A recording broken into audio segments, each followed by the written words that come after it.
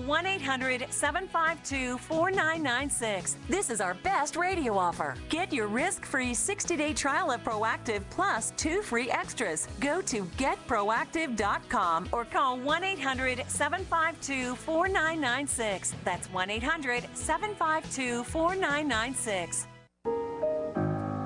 It's very clear our love is here to stay. Not for a year, but ever and a day. The radio and the telephone and the movies that we know may just be passing fancies, and in time will go. But oh my dear, our love is here to stay. Together we're going along. Ladies and gentlemen, welcome back here to the PM show with the Manettis, Nancy and Larry Manetti, and you're listening to the great Frank Sinatra Jr., who is our guest here on the show as we broadcast today live from Fullerton, California, the 40th anniversary at a beautiful Italian restaurant called Angelo and Vinci's Restaurant. All month long, they're celebrating 40 years of great business. We thank Cynthia Peck and the entire crew for having us here today. Now, just before the break, you were in the mud. Is that right, Frank Sinatra Jr.? That's what Jack Webb and your investigator friend would say when you're being investigated, right? We were discussing, as I recall, Dragnet.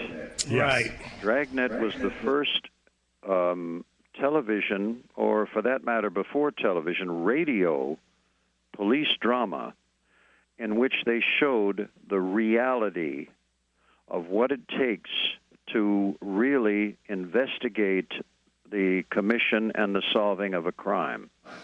And the law enforcement people refer to that as being in the mud. And Jack Webb was the first one to dramatize what it was like to be in the mud. Very interesting, and that is a reality show there as well. God bless Jack Webb. Hey, Frank, how many piece orchestra do you use? It depends. When we work in little jazz clubs, we have a jazz octet. We have 4 horns and 4 rhythm. When we work in a big band environment, then we have 20. We have 4 rhythm and 16 other instruments. When we work with the large orchestra, then it's 38 pieces with all the sections. And then occasionally we have a situation when my show appears with a symphony, which can be anything from 50 to 150. Holy mackerel. And I think I can visualize you conducting 50 pieces. That's unbelievable. Yeah. Yes, I have had that experience. Was it a good experience? It's exhilarating, but you're kind of on the hot seat, and you want to try to do it so that you're not making mistakes, and those people who are professionals are not going to be laughing at you. Yeah, and what's it like, Frank? Because you got like people that are Sinatra family fans and Frank Sinatra Jr. fans, and I would think that's a little more difficult for you because you're balancing your own fans with those that are nostalgia fans that will love to come out and hear you because of your connection with your dad and the family. That's got to be a tough thing to kind of work through all that. Well, we have to really make a point here. As I tell people often, I am really not famous as a performer. I only have a famous name. And with that in mind, if I can get people to view me with that thought, then perhaps they will be more open-minded about my capacities and or my limits. And this is the way I've always seen fit to handle all of that. You have had an interesting life. I don't know if you want to talk about this or not, but I remember as a kid, weren't you involved in like a famous kidnapping at one point too, weren't you? Yes, I was.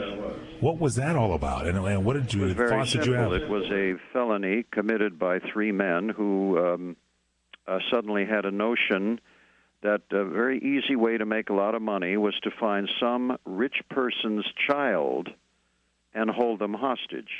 That's what that was all about. Wow. What was that like when you went through it? I mean, that had to be a real tough time in your life, yeah? Yes, that's there's no question about that. Tino Barzi, wasn't he with you? He was, Mr. Barzi was the operator of the company that I worked for, and he was, in essence, my personal manager in those days for that reason. Yeah, God bless his soul. God bless Tino. You talk about working with Jack Webb and then having an experience like that in your life where you're actually going through a crime that's committed like that and then having a music career. That's quite an interesting life. Do you have a new DVD out now? No, I don't. What's the last one you did? DVD? I mean, what do they call it? CD. Come on. I'm showing my age. I almost called it an album. Well, they're still albums. You played a song from the last one that came out. Oh. And that was in 2006. In reality, there is not a big, huge demand for Frank Sinatra Jr. records. Oh, well, there is here, Frank. Yeah, there is here, buddy. You have a website, Frank? No, I don't. Yeah, we got to get you a website. We got to get some. Seriously, yeah, we got to start. You know, by the way, Frank has dinner quite often with Sonny Golden, who's a terrific guy. Who's that? Sonny Golden. Who's Sonny Golden? Was my business manager for years. He's just a great guy. All right, hang on a little bit more with Frank Sinatra Jr. right here coming up straight. The Manetti Show in progress. CRN Digital Talk Radio live from Angelo and Vinci's in Fullerton. We'll be right back.